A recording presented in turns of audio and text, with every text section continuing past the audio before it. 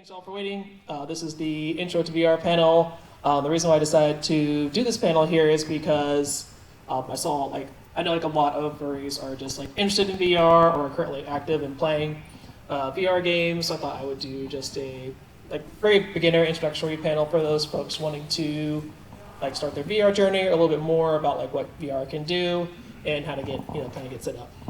So let's go ahead and hop into it. And so a little bit about me, how I got started with VR.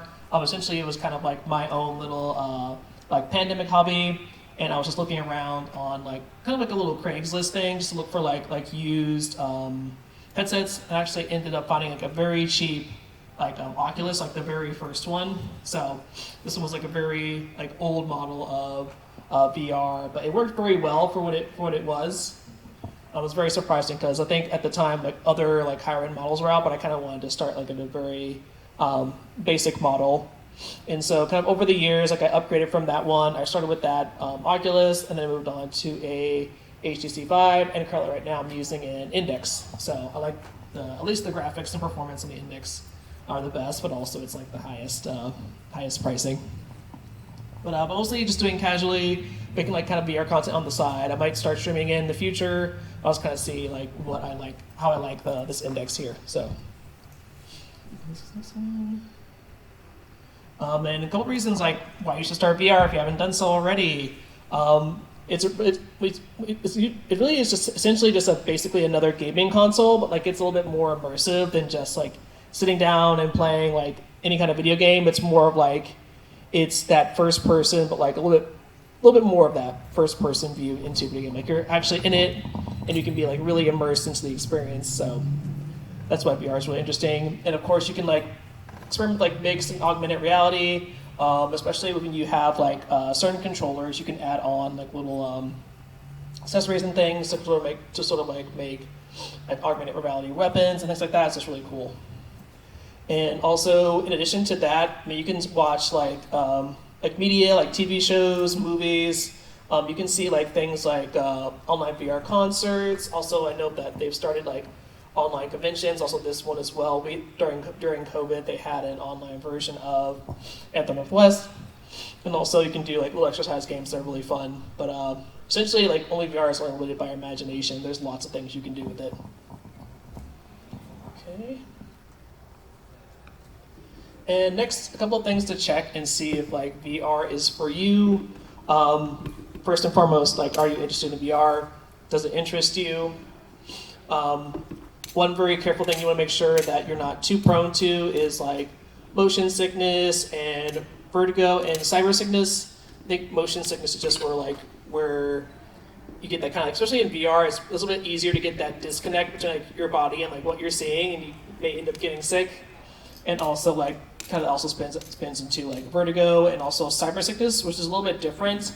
It's kind of where you are playing virtual reality for a while, and you actually start kind of feeling sick. Not necessarily motion sickness, but just from the kind of the experience. But for some folks who are experiencing that, though, I think some of the folks that have got over it, I definitely suggested doing things kind of lowering your play time, gradually increasing it over time, to where you're not trying to overload yourself all at once. And so folks have been able to get over it with that. So, and also some of the games in VR or some of these apps also have comfort settings to lessen these things like motion sickness and vertigo.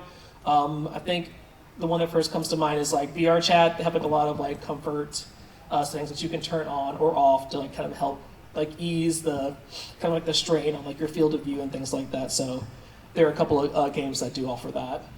And also, one other thing, you want to make sure that you have a decent amount of play space. You don't really technically need a whole lot of space, because you actually can play some of the virtual reality games just sitting down, VR Chat. So technically, you don't need a huge amount of space, but the more space, the better. Okay. And so after you've kind of decided that you're going to get into VR, you really need to decide what kind of, essentially what hardware you're going to use. And it kind of just really honestly just depends on your budget, how immersive of an experience do you want, and also what kind of functionality and level of graphics that you want with that VR experience. So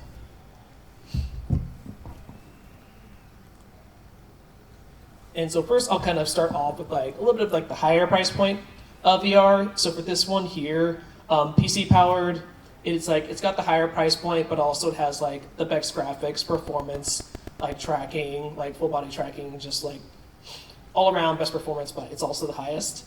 And one of the caveats that comes with that, your computer does need like a specific like graphics card that's compatible with your headset. And I think one thing you definitely want to make sure that you check before purchasing any kind of PC-powered VR headset is making sure that your computer's graphics card is actually supported by the hardware.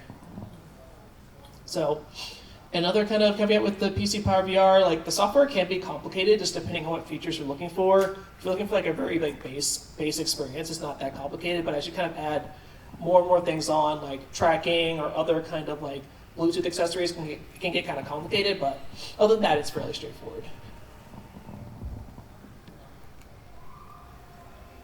Okay, and I kind of also wanted to go into some of the various PC brands of headsets. So at least these are mostly just from my experience of like using these various different kinds of headsets here. First of all, the Oculus, at least the older models are lower price range, but the graphics are also like not the best in comparison to some of the other models. But I really do like the feel of the controllers, like they're very intuitive. So I think probably only second to the Valve controllers, but I really do like the Oculus controllers, and also they have a lot of accessories and things like that. So next, the Vive. This one is pretty much the middle range in price. These ones are probably going like around like 500 to 600 new. The graphics are pretty standard. They're very good. At least for the first version, in my opinion, like the controller isn't super great. It's really big and bulky. But also on the flip side, like that same controller has like a lot of really good accessories. Like I've seen like the best accessories for like the very first HTC Vive. So that's one thing I like about the Vive. It's just the kind of like the wealth of accessories that it has. And the third one, you got the Valve Index. Like this is like pretty much the high end one. So definitely has a high range in price. But that's mostly just limited to if you buy it like new, you can definitely get it like used or like refurbished for a better price. The graphics are definitely the best graphics, like high FPS, like just really, really good graphics on this one. In my opinion, this one also has like the best controller. This particular controller also has finger tracking, which is really cool. But they don't really have like a whole lot of accessories for it. And I think the reason for that is because you mostly use it for the finger tracking and not kind of anything else. So there aren't really a whole lot of accessories for the Index here. Oops, let's keep going. Let me see if I can go back real quick. Okay. All right, and the next we have here, we have the standalone VR headsets. You know, like we have like the Meta Quest, some of those like Oculus Go's. The price points are here they're really friendly, definitely more geared towards people who are more like casual for VR. It's a very friendly price point. Not a lot of complicated setup and software. It's like pretty much just get it up and go. You don't have to plug it into a PC, but you actually can plug it into a PC if you want some additional features unlocked with it. Really good accessories. There's lots of little things you can buy for those controllers that are really cool, like like Beat Saber grips or anything like that. So very good for people who just kind of want to casually get into it. And then last, another option here is console-based VR. This is also really another really affordable option if you are kind of just wanting to casually get into VR. So when I think of this, what comes to mind is like the PSVR series. The setup is also, it's very, very, very simple. You just plug in a couple of wires into your PS4 or PS5, and that's pretty much how you get going. Just the one thing I don't like about it, like the game library is kind of limited. I think that's just because due to the power of like the PS4, probably with the PS5, the game library is not that much limited. So this is one to think of. And also, at least in my opinion as well, it's not quite as immersive. I think one of the reasons with that is because like usually when you're using a controller, it's not like you're using like the two hand controllers. It's usually just the one PlayStation controller, or you can also use the wands. But at least in my experience, like the wands haven't been so great. But I think they may have definitely kind of done away with those ones with the new PS2 VR. Those ones just use the straight touch controller, so they definitely were able to kind of fix that. All right, and I think another big topic folks want to know about is where to actually purchase VR hardware. So when it kind of comes to mind, everyone kind of thinks of like you have to buy like directly from like the manufacturer, and that's actually not the case. There's actually a lot of good places to get VR hardware nowadays. So of course, if you can go to like the Steam store, like the HTC Vive store, and get them, but like it's pretty much if you want it brand new, but it also has like the highest price. Two good places that have popped up is that have started selling VR hardware, actually Amazon and GameStop. And with these places, you can actually get them. You can get them new or used or refurbished. GameStop has a couple of like refurbished indexes. Actually, my index that I have now is actually from GameStop. That was refurbished, and it's really good shape, almost essentially like new. So I can't really find like a good reason to buy like a headset new nowadays, especially when either like the used or refurbished ones are essentially like the same, have the same functionality. So also some other places that you might want to check out, like just in case you can't find it at Amazon or GameStop, just in case maybe you hate those two, I don't know. You can also go to eBay, also like Facebook Marketplace to find some things locally. You might be able to find them like fairly cheap at those places too.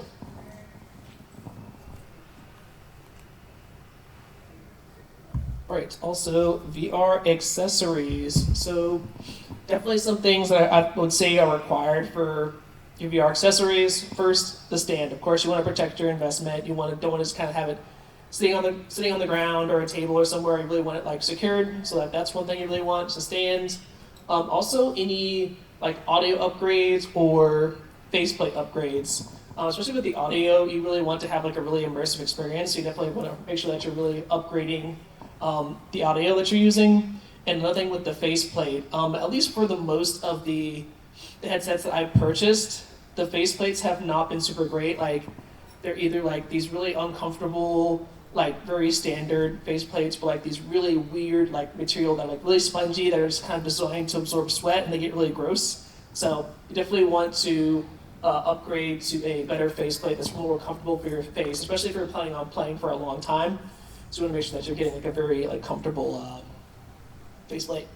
Also, as a spin-off of that, you may also want to get a fan as well. I guess it really just depends on like kind of how sweaty you get or how much you move.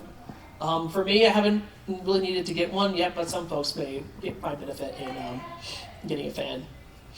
Another really good thing that you want to think about purchasing are also like a cable management system. This also kind of helps with like making your VR experience like more immersive. You want to make sure that it helps, at least from what I use right now, like the cable management system, it's where it will hold like the cords from the ceiling. And one really good thing about that is, one, you don't have to worry about tripping over cords, and two, it also kind of keeps it from the cords getting twisted. I have seen some like videos on YouTube of people where they didn't like untwist their cords after twisting them, and it actually ended up damaging the cable. So that's one thing that the little cable management system can help with. And one other like almost necessary thing I would say that you need to get when you start doing VR, get some kind of like play mat or workout mat to put on the floor while you're playing. These have a couple of benefits that are really good for folks doing VR. One, it can definitely make standing for like long periods of time more comfortable. It can also like help you identify your play space like while your headset is on. And another thing too, if you just happen to like drop like your headset or controller, instead of hitting that hard floor and like damaging like your hardware, it's just gonna fall on the soft mat, and you're gonna make sure that you're gonna keep it from getting damaged. So I mean, some folks might be living on like carpet, but for me, I live on a hardwood floor. So if I drop something to this hardwood floor from this height, it's gonna get damaged. But if I drop it on just like a soft mat or like a little workout mat that's gonna like absorb that shock, it's not gonna get damaged. So it's really helped me like keep my all my gear in working order. And if I bump into it or something like that by accident, it's gonna be still fine because of the mat. So that's like another essential thing you need to buy when you start here. Okay. And also some initial setup or Playspace setup tips. Make sure that you have like all the required software. You want to make sure that you're not missing anything in your initial setup. Make sure that all of your like for example, if you're using like lighthouses or anything like that, make sure those are properly set up.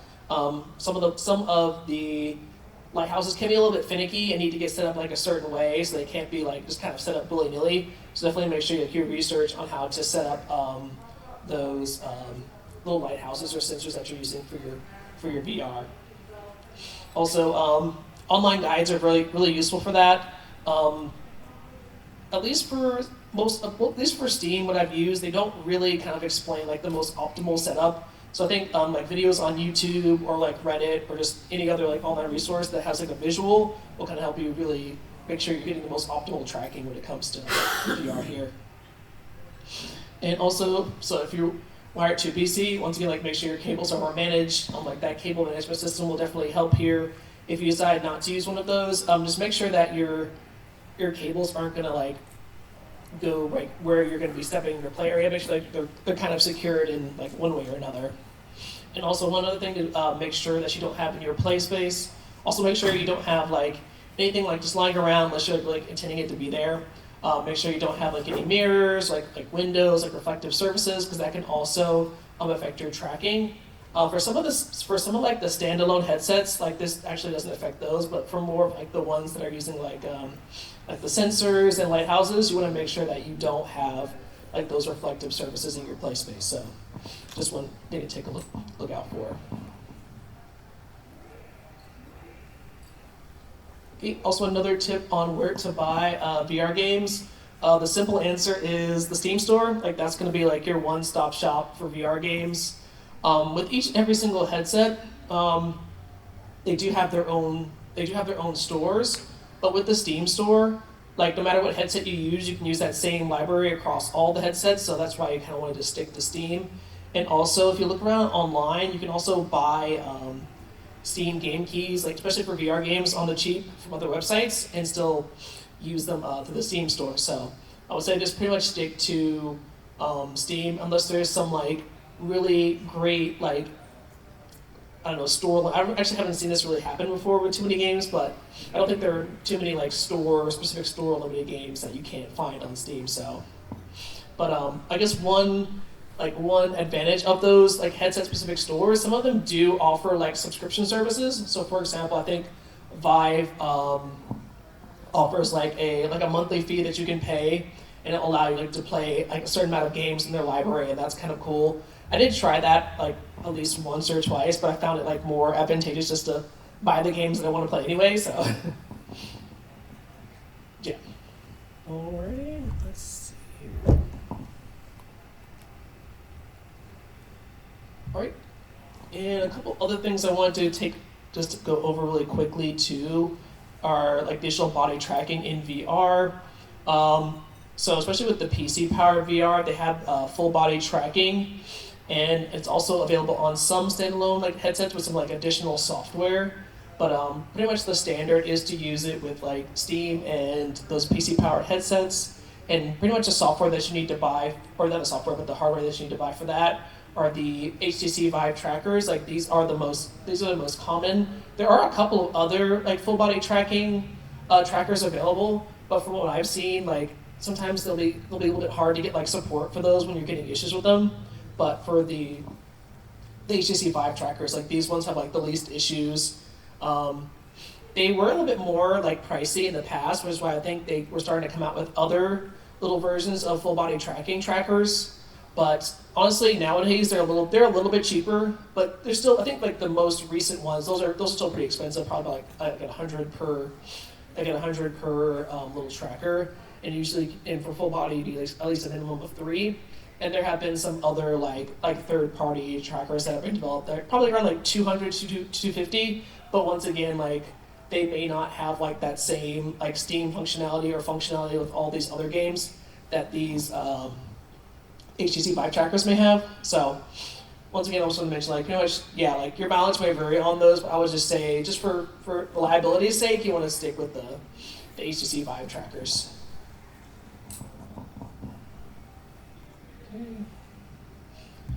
And next, some other cool things that you can do with VR, I kind of also wanted to go into as well. Of course, like Steam is compatible with like various streaming platforms such as like Twitch and OBS, and you can use like various streaming programs to stream through VR and also record those same like play sessions for like content creation.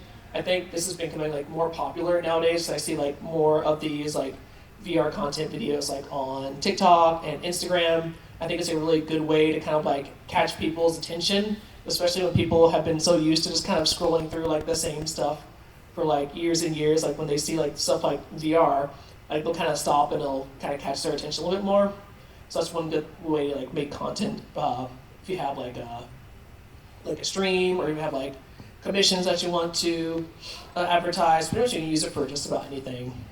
And also through these like really popular programs such as like OBS. These videos are pretty easily edited. I haven't really used any other like dedicated editing software because I don't do it that often. I just use like the editing software that's with Windows, and it actually has worked pretty well. So I think just editing most of these videos is pretty easy. And also I have used you can also use VR for VTubing. I think that's another thing that's getting really popular. It's kind of like VTubing with extra steps, but it's still possible. But it just takes up a lot of resources from your computer, and also it really depends on what game you're playing as well. So if you're using like a lower end PC, it may not be possible. So you want to make sure that you're using like kind of like a dedicated like desktop PC that has a lot of memory. I think one of the other things I was running into when I was trying to stream with VR, I was having a lot of issues because my computer just did not have enough memory. So I think one other tip I have for everyone: if you are going to do PC Power VR, if you can upgrade the memory, please do so, because VR does eat up a lot of memory. I think most of the games are pretty mild, but as you get to some of the other games that are very like processor and memory heavy, like VR Chat, you want to absolutely make sure that you have your memory upgraded to like the max. I was actually having a lot of trouble because actually right now for my VR setup, I'm actually not on a desktop, I'm on a laptop. And I was having a lot of trouble until I actually upgraded the memory on it. So once I did that, I stopped having trouble because it was just using up so much memory. It was pretty crazy. Yeah.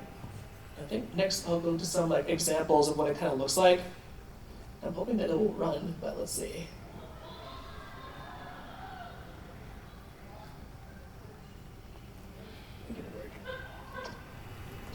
I don't even know how you got that friggin'. So essentially, it's like VTubing, but you can just kind of make a scene in a scene and just put it like in the corner while you're like playing video games. I'm really surprised that Tristan was able to get like any decent FPS playing Overwatch, but also running VR Chat, but it's possible.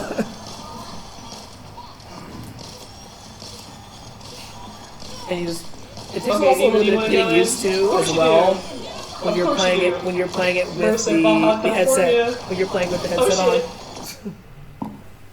Yeah, it's really funny though. And also some of, at least for VR Chat, I think some things that they've added recently, they've made like these like video worlds where you can kind of make your own like little music video, which is kind of cool. So I also put that in here as well. So it's really cool that you can make your own little, essentially you can just like set your scene, your own character.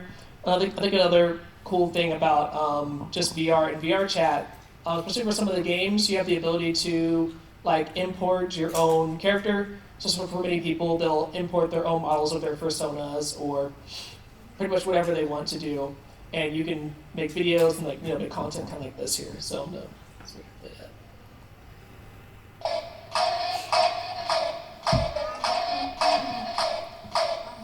So this one was recorded through OBS. So it's really cool just to be able to kind of put like your persona and like in the scene, have it kind of dance. Yeah, so we can do pretty much cool things like that.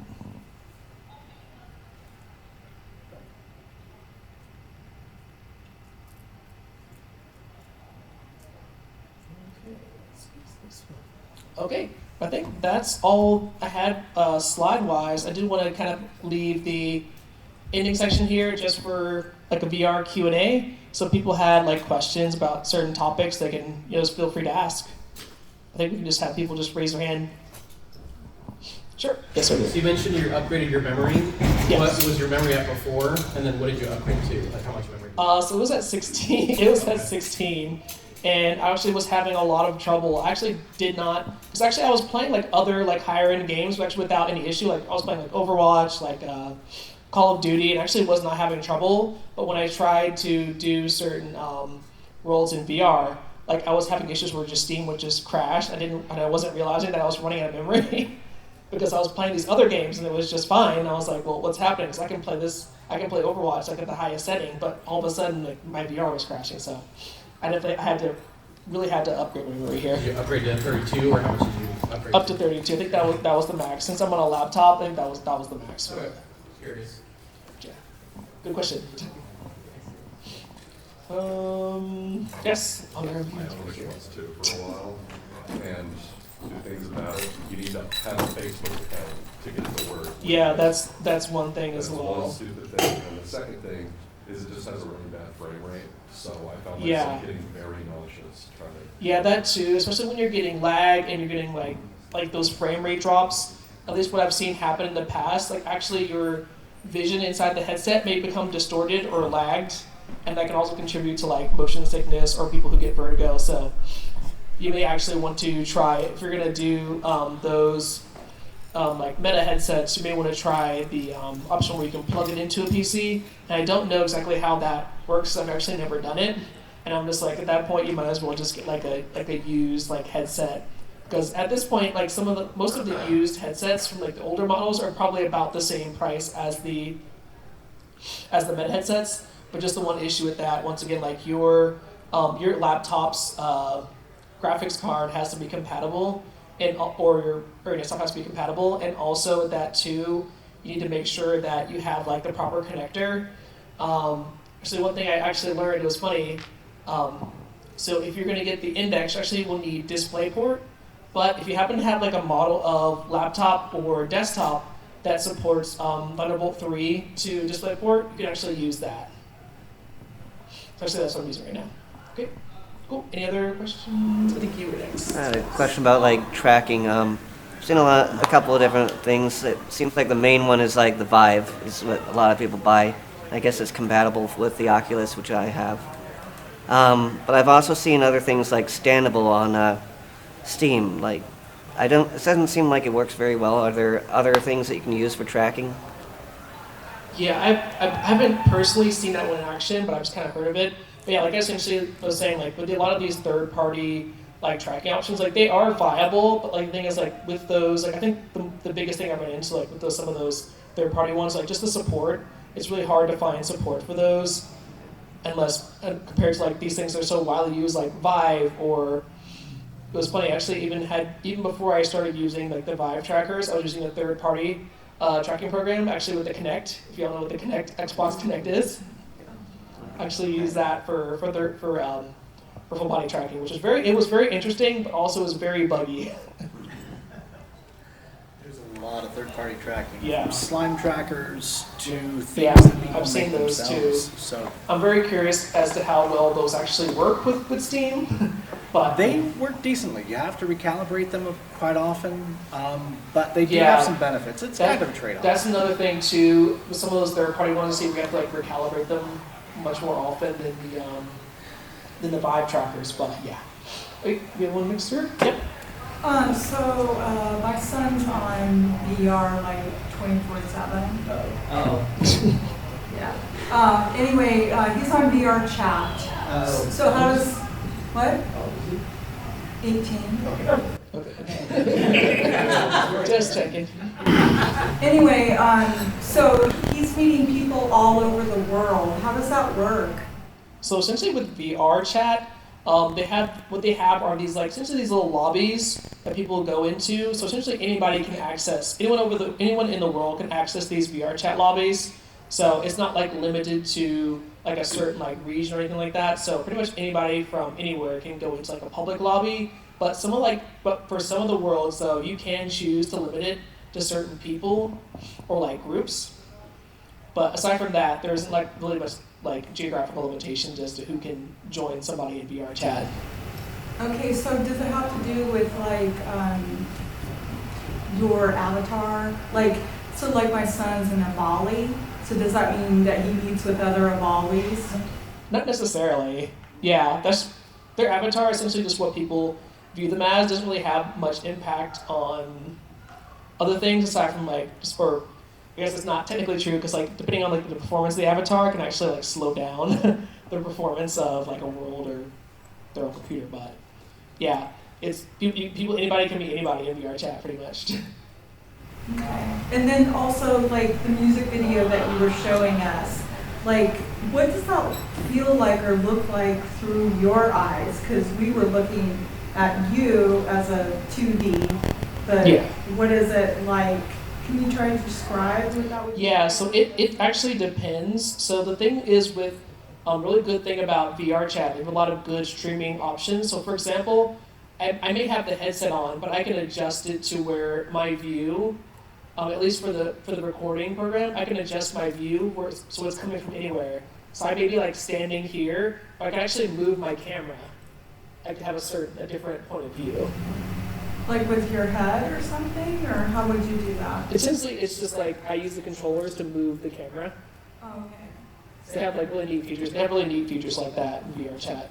But and other times I can just have it to where like if it's standing, I can just have it stationary where I'm just kind of looking straight at the camera, but my avatar is moving, but my vision won't move. Okay. So yeah, just kind of depends. Yep. Question over here. So I've been on VR chat for a very long time, but I'm just like kind of wondering about this beginner program and everything. I do think that just be careful of like going to public lobbies or private events or anything like that, because if you go to a private event and you cause trouble, you'll get kicked out. But if you're in public, I think you'll be fine. Just be careful. There are many bad people out there that will take advantage of you or whatsoever, so I just want everybody here to be very careful. Yeah, especially for these social platforms, be very careful. I had kind of one bad experience where I ended up in a Discord that I did not want to be on. So be very careful for those who are getting into VR. Be very careful about who you give like your contact information, your social media information to. Because, there are a couple of bad actors out there. Yeah. So, is Discord connected to VR? No, it's a separate app. Okay. That's like Facebook or Twitter or X in this case. Or WhatsApp or Instagram. A bunch of Okay. And but if you tell your child, say, hey, make sure, you can set it in their bio saying that, hey, I'm 18 plus or something like that. I do not talk to anybody younger than this age, because I have ran into several children in VR chat. I'm just like, what's going on, really? He has too, and he's asking him, how old are you?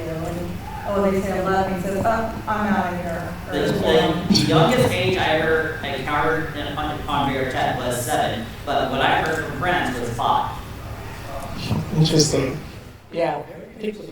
Also very important that if you have kids, don't set them free on VR chat, because it's not just a matter of us adults meeting kids and saying, oh yeah, you should not be here. It's also a matter of kids meeting adults that they should not meet. Parent, please. Yeah. So Absolutely. Yeah. So. Absolutely. Yeah, I believe it's technically it's age limited, but anybody can still. Well, technically, their mom and dad or the parent will actually say, "Oh, here you go." They're kind of like doing the iPad kid, thing, put something in front of them to keep them occupied and stuff. and that's where it comes from. It's the same thing with like GTA. It's rated M, but I see 4-year-olds play it. Yeah, sweet. Okay. Another question? Yep, sure. Are there rules, to VR chat, or that they have to, because... It just kind of depends on if they're in a public lobby or a private lobby. For some of the private worlds, people will properly set up rules where you actually need to agree to. Like there's like a little menu that you have to click to agree before actually going in. So there are some like worlds that are like that, but not all of them. Yeah. On VR chat, it'll say you have to be 13 plus. But that's for public. But if you're in private event, they will say, oh, it's 18 plus. Oh, you have to be 21 plus, to be in this private event, And there's people who are like me who will go around, socialize, and actually just say, hey, the question, say, hey, I don't know how old you are, and just make sure that you're 18 plus and everything. And sometimes they do lie, so we don't know if they're telling the truth or telling a lie, because we cannot tell if the person is like, their avatar is like having facial expressions of like lying, telling the truth, or we don't know. Okay. Yep. Thank you. Yep. Good question. So any other questions? Yes. Just like a quick one, and it is like tangential to the VR beginner stuff. If someone is like interested in getting like a rigged model of like their persona or anything like that, do you have any recommendations for where they should go and like look for makers for that type of thing? Yeah, it's kind of hard. So I'm also looking too. I would say maybe first look around and see if there are any like local VR groups. I believe there actually is one for Seattle that I can recommend to people. And I think there are a couple of folks in there that actually do rigs. But if you're not like local to the area, I think it's not necessarily limited to the Seattle area, but there might be some might be able to find some folks through Reddit or Discord.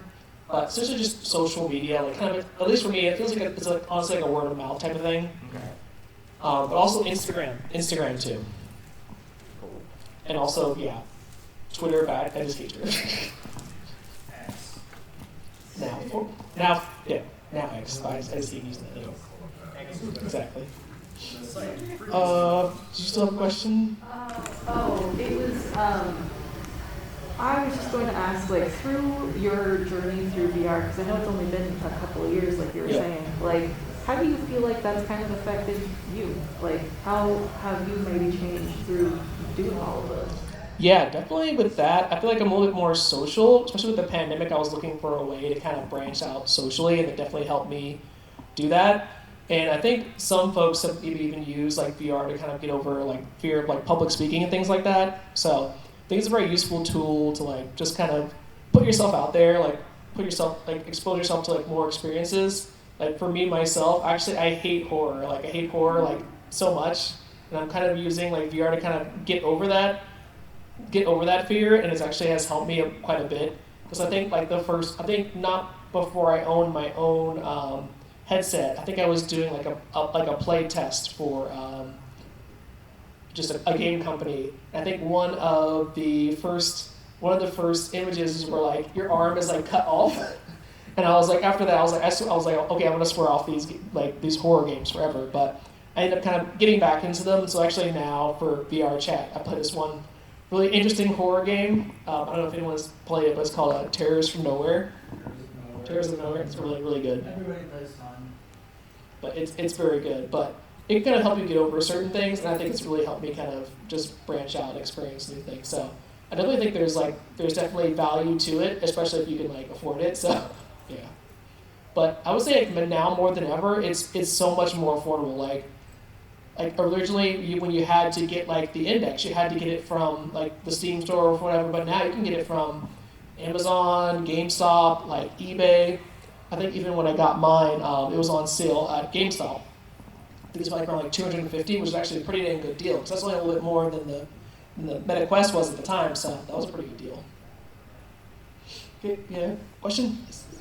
Anything about the HP reverb? Oh, one more time. The HP reverb. So for that, I have never used it, and I also don't know anybody that actually has used it. But I haven't used it yet. Oh, that's funny. But I wish I knew more about it too, because there are so many like different like other headsets that aren't like mainstream that people buy, and they may not get as much attention just because they're just not as popular. But yeah, they can still be pretty good, I think. But I think just the main issue with that is for some of those like other brands that aren't as popular, they don't get as much support like game-wise, and accessory-wise. Like even for the Vive, like I think most people just stuck to the Vive because like that was getting all like the software, like of course the tracking, and also all the accessories. Like the Vive got so many accessories. It was crazy. Like I have so many accessories for Vive, but like for my Oculus and my Index, I have literally like no accessories at all. I had to get a custom strap for the Quest 2 by Ranger. Oh, custom straps for the Quest? Yeah, Quest has a lot of accessories too that are pretty good, but most of them are limited to like the headset itself and not like kind of like augmented VR. But there's still a lot of good accessories. Okay. Yep. Good question. I can answer the HTC Reverb G2 stuff. Basically, it's a WMR or Windows Mixed Reality headset. It is slam track, which means that it's inside out tracking. You don't need any base stations set up outside. It has a few trade-offs. A good way to say it is that because it does have a lot of high resolution, but the area that you can see clearly is also a lot smaller. And because it's slam tracked, you have the limitations of that because it's one of the earlier inside out tracked headsets. But the big problem is that WMR is being discontinued by Microsoft. So any WMR headsets like the G2, the HTC Reverb G2, you're going to end up having a limited lifespan on those until Microsoft's like, oh, and cuts that off. I think at the end of this year or next year, one of the above. Headset. Yeah, like I said, just trying to get support for general, some like the non mainstream. It's limited, and if you especially with VR, it's like a big investment, and you want to make sure that you're getting like a long life out of it. So, the thing I'd always say though is if you want to try jumping into VR, jump in sooner than later. Because if you always wait for the next big thing, if you always wait for something better, you're never going to stop waiting. There's so many better things coming along every time, just around the corner. And if you just keep waiting, you're going to keep waiting, and wondering why you never had any fun doing all that stuff. Exactly. And you can still have a lot of fun with the older models. Like I said, when I first got in, I got in with like the bare bones, like the first Oculus Rift, and it still worked just fine. I mean, the graphics weren't the greatest, but it still worked just fine. I mean, there are a lot of headsets like that, so definitely don't think you have to save up and get like the best thing that comes out. Especially like when those things come out, they're also the most expensive. So. Yes, absolutely. So if you are on VR chat like 24/7, how much exercise do you get? You don't get a lot unless you're like playing games and things. I think, at least for me, there are a couple of like games where you actually are kind of moving and doing things and thinking, but like it just depends on what you're doing. Honestly, like some of the games where you can just still sit there and just use the controllers. Some other actually require you to move. Like for example, if you're playing the VR chat version of quote unquote Beat Saber. Yeah, it actually kind of depends on the world and what it has you do. For example, if you're in like a world that dances the avatar for you, you don't really do anything. But like, if there's like a world where you just like, it tracks and records your dance exercises, that'll definitely. Yeah, and that's another really fun thing I also ran into when I first started. There are some worlds where you can essentially take like a VR, almost like a VR dance class. And that was a really interesting experience that I ran into when I first started things like VR chat. Like other people were just like, you would just put on like a dance class video and just essentially just follow them. So essentially it was just like a VR, like almost like a Zumba video. That's cool. Okay, so I think we might want to wrap up a little bit soonish. I did want to put out my. Oh, did it go off? Okay, I'm kind of falling asleep.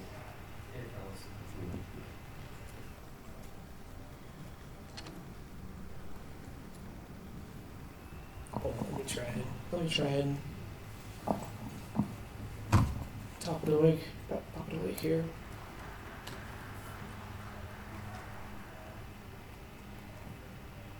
I might need to just like plug it in, unplug it in real quick. Let me try that. Because I know it's back on.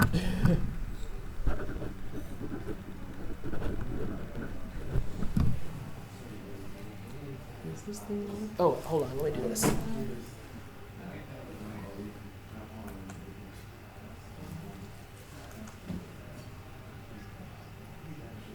Also, actually, let me try tapping the power button.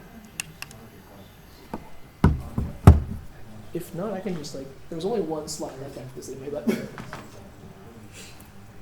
So I think it's fine. So I think that was pretty much the entire slide. The only extra slide that I had was just like the only extra slide that I had was just my social media. So if anyone's interested in, let me just see that here. I might just pull it up on my phone.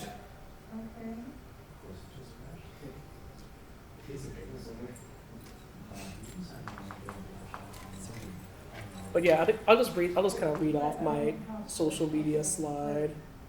Here we go. Yep. So for anyone, if you're trying to find me on Instagram, so if you're trying to find me on Instagram, I'm under at badsheep64 on. Sorry, that's Telegram. And for Instagram, I am under at freshly peeled sheep. Twitter, that is at dragoncloud64.